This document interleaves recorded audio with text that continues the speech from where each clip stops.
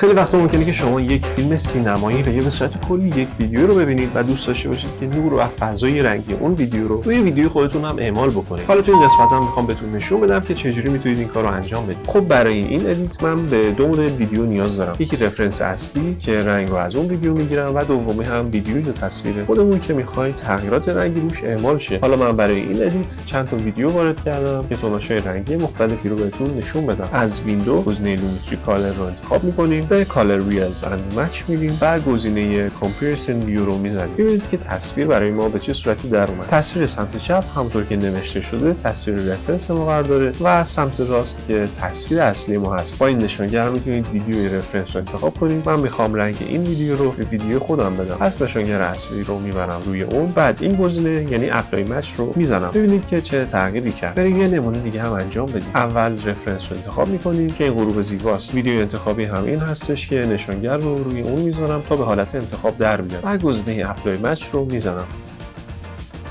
بریم چند تا قبل و بعد از ادیت رو هم با هم ببینیم.